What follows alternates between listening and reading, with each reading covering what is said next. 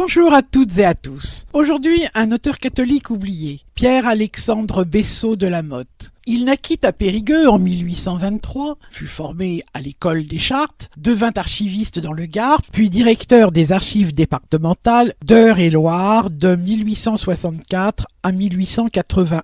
Retiré à Villeneuve-lès-Avignon, il mourut en 1897. Fervent catholique, il se lança dans l'écriture pour défendre ses idées religieuses. Il rencontra l'éditeur catholique Charles Blériot, qui publia ses œuvres en feuilleton dans des revues comme L'Ouvrier, un journal d'histoire illustré, et Les Veillées des Chaumières, une revue bimensuelle dans laquelle on trouvait romans, poésie, culture, feuilletons, info régional et international. À partir de 1863, ses romans historiques ou d'aventure lui permirent donc d'illustrer ses idées et la morale catholique. À partir de 1875, Charles Blériot lui demanda de suivre la mode lancée par Jules Verne. Alors, il écrivit un roman sur la conquête du pôle, Le secret du pôle en 1878, Le cap aux ours, toujours en 1878, puis Les secrets de l'océan, qu'il publia sur 4 ans, de 1878 à 1822, et enfin il donna une suite au cycle lunaire de Jules Verne,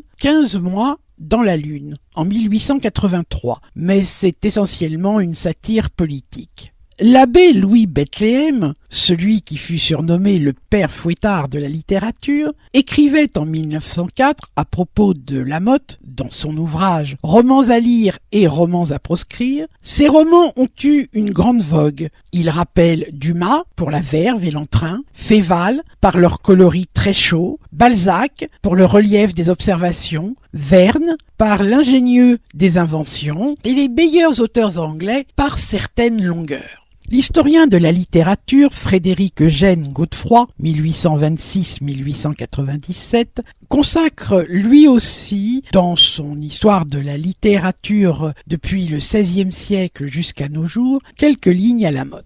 Un conteur religieux moralement irréprochable, le romancier des faucheurs de la mort, des martyrs de la Sibérie, des mystères de Machecoul, des Camisards. Monsieur Alexandre de la Motte s'est acquis un public parmi ceux qui recherchent encore les fortes émotions du récit d'aventure. Cet écrivain, dont la manière rappelle en quelque chose celle d'Alexandre Dumas, excelle à présenter des idées toutes chrétiennes sous une forme alerte et dramatique.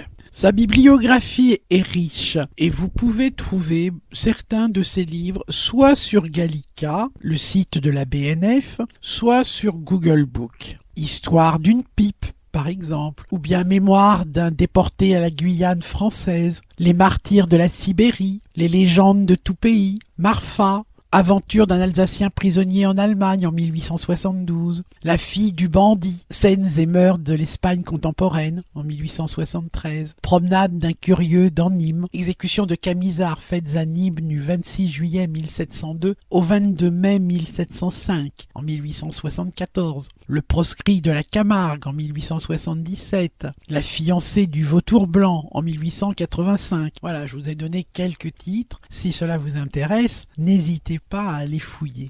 Je voudrais m'attarder sur un de ses romans historiques, Les Faucheurs de la mort, édité en 1878. C'est un véritable documentaire sur l'insurrection de janvier 1863 en Pologne, alors sous domination russe. Cette nouvelle lutte de la Pologne pour son indépendance toucha de nombreux auteurs comme Sully Prudhomme, Catulle Mendès, Barbey d'Aurevilly, entre autres, et ils exprimèrent leur solidarité avec le peuple révolté. Dans Les Faucheurs de la mort, c'est plus qu'une solidarité. La Motte s'applique à faire connaître la Pologne, paysages, coutumes, traditions, superstitions et foi, lois liberticides, toutes référencées, combats. Appuyant son roman sur les éphémérides de Pologne et autres documents historiques, son texte est un reportage sur l'histoire de cette insurrection, mais aussi un documentaire sur la Pologne de l'époque. La plupart des personnages sont des Polonais ou des Russes ayant existé. La force de ce roman tient non seulement à la véracité des faits, mais aussi à l'expression de la foi profonde des personnages en Dieu et dans la Pologne.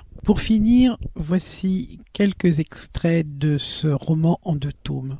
Tout d'abord, au début du tome 1, un des protagonistes venus de France découvre la Pologne. « La Pologne, mon enfant, répondit-il, n'est pas un pays comme les autres. C'est un cimetière, comme tu le dis, mais un cimetière consacré par le sang des martyrs. La terre que tu foules aux pieds est une terre sainte. Aussi, quand les députés d'un de nos rois, vainqueurs des païens, demandèrent au souverain pontife auquel ils venaient d'apporter les étendards conquis par la vaillance de nos ancêtres, le corps d'un martyr comme récompense de leurs exploits, le pape s'écria « Vous me demandez des reliques, vous, Polonais, mais recueillez les ossements de vos pères et ramassez une poignée de terre de votre patrie. La Pologne tout entière est une relique. » Bien dit, s'écria le jeune homme. Jusqu'à présent, les Russes, qui nous ont tout enlevé, qui ont chassé nos prêtres et profané nos églises, n'ont pas osé toucher à nos croix. Elles sont demeurées debout et comme enracinées dans le sol de notre patrie, ouvrant leurs bras pour protéger le tombeau de nos pères et le berceau de nos enfants, ajouta Vladimir. Oui, continua-t-il, si nous sommes des vaincus, si nous avons tout perdu, il nous reste au moins la foi et l'honneur. Des vaincus de cette sorte ne sont pas de ceux qui courbent leur tête sans espoir de délivrance. Si les hommes nous abandonnent et nous trahissent, il y a un Dieu là-haut qui brisera nos fers.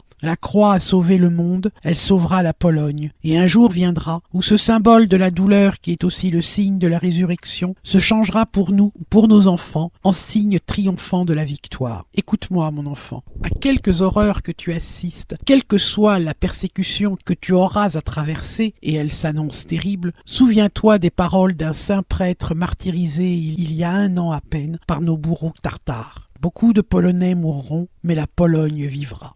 Le nom de faucheur de la mort fut donné au Goral, des montagnards qui venaient